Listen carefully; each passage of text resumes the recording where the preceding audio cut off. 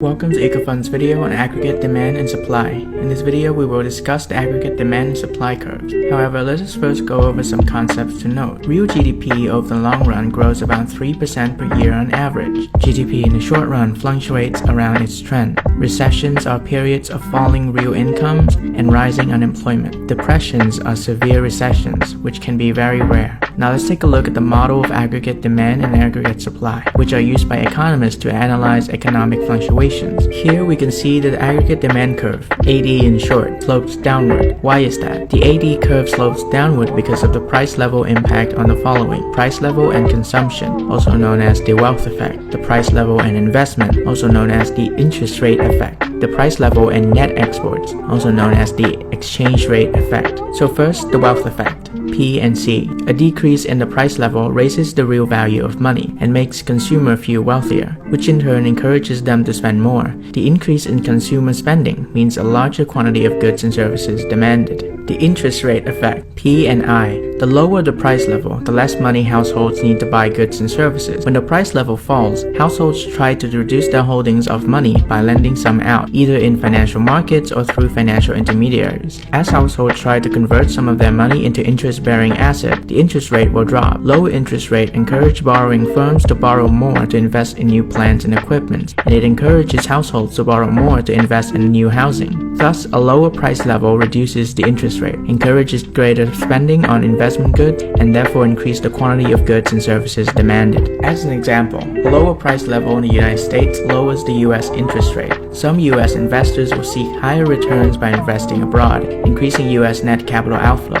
The increase in net capital outflow raises the supply of dollars, lowering the real exchange rate. US goods become relatively cheaper to foreign goods. Export rises, imports fall, and net exports increase. Therefore, when a fall in the US price level causes US interest rates to fall, the real exchange rate depreciates, and US net exports rise, thereby increasing the quantity of goods and services demanded. As for why the AD curve might shift, any event that changes C, I, G, or an X, except for a change in P, will shift the AD curve. For example, a stock market boom makes households feel wealthier. C rises, the AD curve shifts right. Now let's move on to the aggregate supply curve, or AS in short. The AS curve shows the total quantity of goods and services firms produce and sell at any given price level. The AS curve is upward sloping in the short run, denoted as SRAS, and vertical in the long run, denoted as LRAS. Any events that changes any of the determinants of the natural level of output will shift LRAS. For example, immigration increases labor, causing the natural level of output to rise. So in contrast to the AD curve, the AS curve slopes upward in the short run, hence why it's called SRAS, or short run aggregate supply. There are some theories that explains why the AS curve slopes upward. These theories are particularly different, but they share one common theme. Output deviates from its natural rate when the actual price level deviates from the price level people expected. First is the sticky wage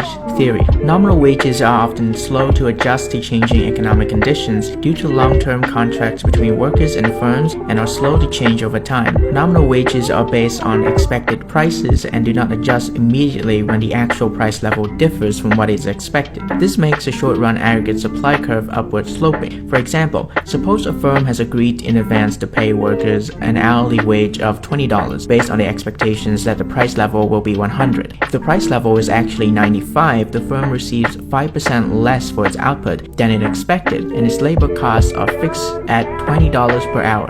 Next is the sticky price theory. The prices of some goods and services are also sometimes slow to respond to changing economic conditions. In the short run, firms without menu costs can raise their prices immediately, and firms with menu costs wait to raise prices, because not all prices adjust instantly to changing conditions. An unexpected fall in the price level leaves some firms with higher than desired prices, which depress sales and cause firms to reduce the quantity of goods and services supplied. And finally, the misperception theory. Changes in the overall price level can temporarily mislead suppliers about what is happening in the markets in which they sell their output. For example, the price level falls unexpectedly. Suppliers mistakenly believe that as the price of their products fall, it is a drop in the relative price of their product. Suppliers may then believe that the reward of supplying their product has fallen, and thus they decrease the quantity that they supply. That is all for this video. Thanks for watching.